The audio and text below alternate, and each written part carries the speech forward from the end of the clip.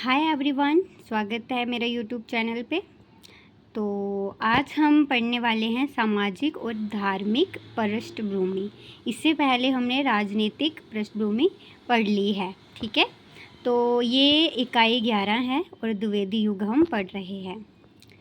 तो पहली वाली वीडियो नहीं देखी है तो वो भी देख लीजिए। इससे पहले भी मैं बहुत सारी वीडियोस इसके रिलेटेड बना चुकी हूँ, वो भी प्लेलिस्ट बनी हुई है, तो आप देख लेना।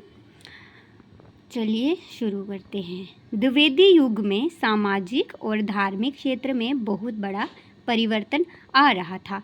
यानी कि जो द्विवेदी युग था वहाँ पर समाज में और धर्म के क्षेत्र में बहुत बड़ा परिवर्तन यानी कि चेंजेस आया। ये परिवर्तन तत्कालीन समाज सुधार आंदोलनों द्वारा उपस्थित हुआ था। यानी कि ये तत्कालीन जो समाज सुधार आंदोलन चल रहे थे उसके द्वारा जो है उपस्थित हुआ। ठीक, पश्चिम के ज्ञान विज्ञान से संपर्क होने के साथ ही किसी भी बात को वैज्ञानिक दृष्टि से परखने की शक्ति का विकास हुआ था। जो पश्चिम का ज्ञान विज्ञान है, जो अंग्रेज़ों द्वारा कहीं भी मतलब पश्चिम जो अंग्रेज़ों का ज्ञान था वो विज्ञान था, जो साइंस जो पढ़ाई इंग्लिश पढ़ाई जा रही थी, तो उसके रिलेटेड जो है उसके संपर्क में आने के बाद ये सब जो है होने जा रहा था, होता जा रहा था, विकास होता जा रहा था और वैज्ञानिक दृष्टि से परखने की शक्ति का जो विकास हुआ था। पश्चिम में विकसित भाईचारे और समानता के भाव से यहाँ के प्रबुद्ध वर्ग को प्रभावित किया था। राजा राममोहन राय जो हैं, केशव चंद्र सेन, दयानंद सरस्वती, रामकृष्ण परमहंस, एनी बेसेंट और रनाडे जैसे समाज सुधारक नेताओं ने सामाजिक और धार्मिक पुनरुद्धार के लिए महत्वपूर्ण कार्य किए हैं। ब्रह्म समाज था, आर्य समाज था, वेदांत दर्शन, तद्वितीय समाज, गांधीवादी विचारधारा, प्रार्थना समाज, रामकृष्ण मिशन, थियोसॉफिकल सोसाइटी आदि सब ने अपने अपने तरीक़ों से सामाजिक और धार्मिक कुरीतियों को दूर करने का प्रयत्न किया। यानी कि सभी लोगों ने मिलकर जो भी बुराइयां थी जो समाज में हो रही थी, जो धर्म के नाम पर जो है कुरीतियां हो रही थी, लोग उनका गलत फ़ायदा उठाते थे, सही तरीके से ना करके अत्याचार करते थे, तो उनके जो भी बुराइयां थी उनको चेंजेस लाया जा रहा था। तो जैसे राजा राममोहन राय, जैसे सती प्रथा होती थी तो वो भी एक कुरीति थी जिसको लड़ा गया, उसके लिए उसको भी चेंजेस जो है उसको चेंज किया गया, फिर नहीं होना लगा। तो ये सब जो है चेंजेस हो रहा था। इसमें दादाबाई नौरोजी, गोखले, तिलक आदि के विचारों, जो तिलक जी हैं, उनका भी जो है बहुत ज़्यादा योगदान रहा। आर्यों की महत्वपूर्ण भूमिका रही।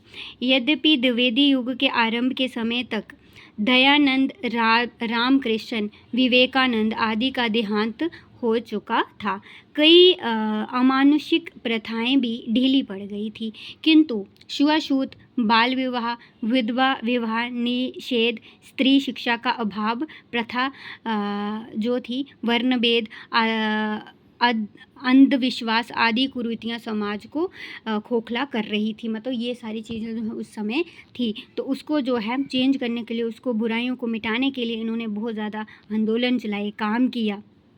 ठीक है, तो जैसे छुआछूत होता था, बाल विवाह भी करवाया जाता था, विधवा विवाह पे मतलब वो प्रतिबंध लगाया गया था ताकि नहीं कर सकते हैं, और नारी की शिक्षा नहीं होती थी, उनके साथ भी जो है डिस्क्रिमिनेशन किया जाता था।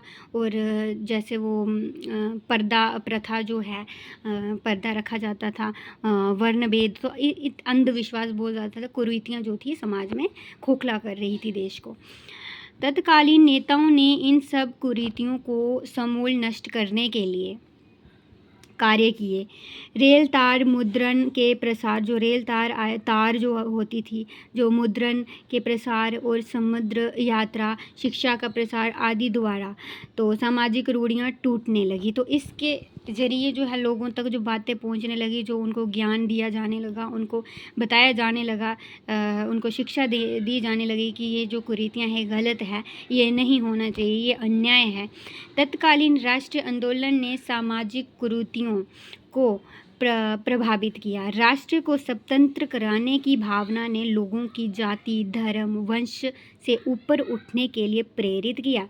यानी कि जो राष्ट्र को, जो आज़ादी के लिए सब मिलकर उन्होंने जो है आज़ादी के लिए लड़ा, तो इसकी वजह से जो है चेंजेस आए। मतलब सब ने मिलजुल कर जो है एकता, जब हिंदू मुस्लिम हो या फिर कोई भी हो, हरिजनों द्वारा हो या सारे जो भी जितने भी मतलब लोग थे सब एक हो गए, तो उससे ही मतलब आज़ादी मिली है देश को। तो आर्य समाज द्वारा चलाए गए शुद्धि आंदोलन ने जहां हिंदुओं की बिखरी हुई जातियां, जो जातियां थी हिंदुओं में, जातिवाद हुआ करता था, तो एकजुट होने के लिए प्रेरणा दी। वहीं हिंदू और मुस्लिमों को एकजुट करने के लिए भी कई कार्यक्रम बनाए गए। फिर भी अंग्रेज कामयाब हो गए थे अलग करवाने में। देश पाकिस्तान और हिंदुस्तान तो फिर भी बना, लेकिन ये बात है कि सब एक होकर रहने लगे थे। तो सब ने जो है आज़ादी के लिए, हिंदू मुस्लिम हो या कोई भी हो, सब ने मिलजुल कर जो है लड़ाई की है। तर्क, बुद्धि, विज्ञान, दृष्टिकोण, नवीन शिक्षा और आविष्कारों ने लोगों को एक नए राह पर चलने की प्रेरणा मिली लोगों में। तो वैज्ञानिक आविष्कारों ने लोगों के बीच की दूरी को कम किया था। इस युग में पौराणिक धर्म की प्रमुखता के कारण बहुदेवाद, तीर्थ यात्रा, व्रत, कर्म कांड, मूर्ति पूजा और त्योहारों का बोलबाला था। तो मूर्ति पूजा की जाती थी, मतलब कर्म कांड की, जो तीर्थ यात्रा या ये सब चीज़ें होती थी, और त्योहारों का बोलबाला बहुत ज़्यादा था। आर्य समाज द्वारा इन भेदों को दूर करने का प्रयत्न किया गया। तो एकेश्वरवाद का प्रचार करके आर्य समाज ने लोगों को एक सूत्र में बांधने का प्रयत्न किया। धार्मिक संस्कारों को तत्कालीन नेताओं ने नया रूप दिया। गीता के मानव धर्म का संदेश फैलाया गया। लोकमान्य तिलक, एनी बेस्टन तथा महात्मा गांधी ने गीता की अपने अपने ढंग से व्याख्या की। तो उन्होंने समाज को मानव मात्र से प्रेम करने का संदेश दिया। इस प्रकार समग्र रूप से द्विवेदी युग सामाजिक और धार्मिक सुधारवाद का युग था। आई होप ये समझ में आया होगा। नेक्स्ट वीडियो में हम दूसरी वीडियो देखेंगे, साहित्यिक पृष्ठभूमि।